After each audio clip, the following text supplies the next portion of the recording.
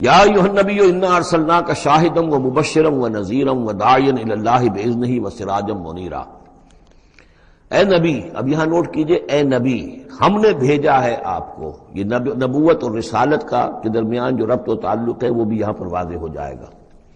جیسے جس کسی شخص نے سی ایس پی کا امتحان پاس کر لیا، اب اس کی اپوائنٹمنٹ ہوتی ہے کسی جگہ پر، جاؤ وہاں پر ڈی سی لگو یا وہاں کوئی اور عہدہ جو ہے، ایک ہے اپوائنٹمنٹ، ایک ہے کاڈر۔ نبوت کاڈر ہے، اس کاڈر میں جو آ گئے ہیں اب ان کو جن کو اللہ ان میں سے چاہتا ہے اپوائنٹ کرتا ہے کسی خاص قوم کی طرف، کسی خاص علاقے کی طرف، تو اس اپوائنٹمنٹ کے بعد وہ اب رسول ہے۔ یا ایھا النبی، اے نبی، اسی لیے کہا جاتا ہے کہ حضور کی نبوت کا ظہور جو ہوا ہے وہ پہلی وحی سے۔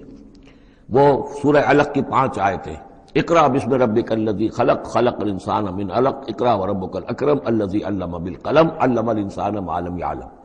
اب ان 5 آیتوں میں کہیں تبلیغ کا حکم نہیں ہے، یہاں سے نبوت کا تو آغاز ہو گیا، لیکن یہ کہ رسالت کا آغاز ہوا ہے جب آپ کو تبلیغ کا حکم آیا، یا ایھا المدثر قم فانذر وربک فکبر۔ اب یہاں سے رسالت کا آغاز ہوا، تو نبوت اور رسالت کے اس فرق کو ذہن میں رکھیں۔ یا ایھا النبی، اے نبی ہم نے بھیجا ہے آپ کو شاہداً گواہ بنا کر۔ اب اس پر ہم گفتگو کر چکے ہیں، لتکونوا شہداء علی الناس ویکون الرسول علیکم شہیدا، اور لیکون الرسول شہیدا علیکم وتکونوا شہداء علی الناس، سورہ بقرہ میں آیت آئی اور سورہ حج میں آ چکی ہے۔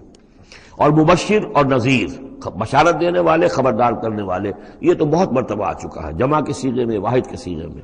وداعیا الی اللہ باذنہ، اللہ کی طرف بلانے والے اس کے حکم سے۔ یعنی ایک داعی اور بھی ہوتا ہے جو اللہ کا کوئی بندہ ہے، کوئی صوفیاء میں سے ہے، کوئی اللہ کا نیک آدمی، وہ بھی لوگوں کو بلا رہا ہے اللہ کے راستے کی طرف، لیکن نبی رسول کا کام یہ ہو جاتا ہے کہ وہ اس پر مامور ہے کہ وہ بلائے۔